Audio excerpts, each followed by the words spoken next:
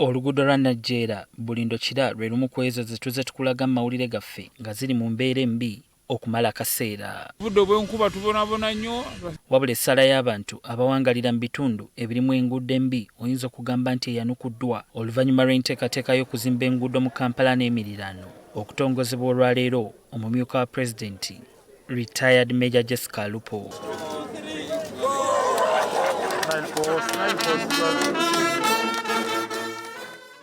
The Greater Kampala Metropolitan Area Project will contribute to addressing the challenges faced in the metropolitan area that include flooding, traffic congestion, unsignalled junctions, and poor road infrastructure, among others. Ensimbi eziwera ddala obuwumbi 2,000 ze zigenda okusaasaanyizibwa mu kuzimba enguudo zino. $1 566 ze zigenda okukola enguudo zino, 516 za kuzzaayo, 48 batuwadde ng'okutuwa obuwi.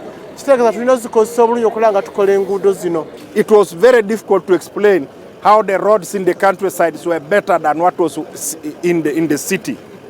So I'm very happy to see that this investment has come. Enguudo ezinaazimbibwa ze zisangibwa mu disitulikiti ezeetoolodde Kampala okuli ekibuga Kampala kyennyini, Mukono, Impigi ne Wakiso nga kuno kuliko ne munisipaali ng'ey'Ekira, Nansana n'Entebbe. Zino omugatte ziweza kilomita 440. Mu disitulikiti enguudo gye zinaazimbibwa kuliko Kampala nga wakuzimbibwamu kilomita 72, disitulikiti y'e Mukono kilomita 60, mu munisipaali y'e Mukono kilomita 45, mu disitulikiti y'e Mpigi kilomita 42, e Makindye e Ssaabagabo kilomita 57, mu disitulikiti y'e Wakiso kilomita 97, mu munisipaali y'e Nansana kilomita 48, Entebbe kilomita 21, songa mu munisipaali y'Ekira kilomita 46 ez'enguudo. Enguudo zino zigenda tambulirako amataala era enguudo zino zigenda tambulako n'emyala. Mu nteekateeka eno obutale 19 nabwo bwakuzimbibwa ne lufula 2 n'ekigendererwa eky'okutondawo emirimu mu bitundu eby'enjawulo naddala eri abavubuka n'abakyala. Mu Kampala obutale 4 bwakuzimbibwa mu disitulikiti ey'e Mukono akatale kamu ne lufula 1, mu munisipaali y'e Mukono obutale 2, mu disitulikiti y'e Mpigi obutale 2, e Makindye Ssaabagabo wakuzimbibwayo akatale kamu ne lufula 1,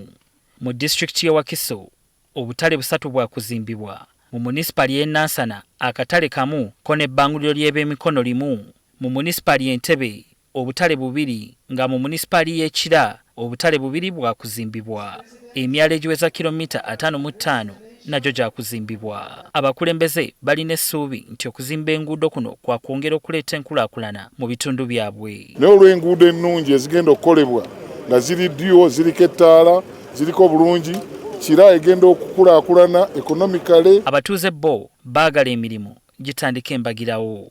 Enfuufu eri bubi, batulimbalima nti bagenda kola oluggulawo tebakomawo, naye twagala batandikirewo. Ku kye tulabyeko katusuubye bijatambula bulungi. Era ne neebaza n'abo abasobodde nga wadde bali ku ludda oluvuganya gavumenti naye nga basobodde okubaawo nga tulonkinga omukono. Tukitegedde nti mu kuzimba enguudo zino tewajja kubeera kulirira muntu yenna oluguudo bwe lunaayita, ng'omulimu guno gwa kukulungula emyaka 5, kyokka ng'enguudo z'omu Kampala zo za kuzimbibwa mu bbanga lya mwaka gumu n'ekitundu. Beka Ssenyonga Mulinde, NTV Akawungezi.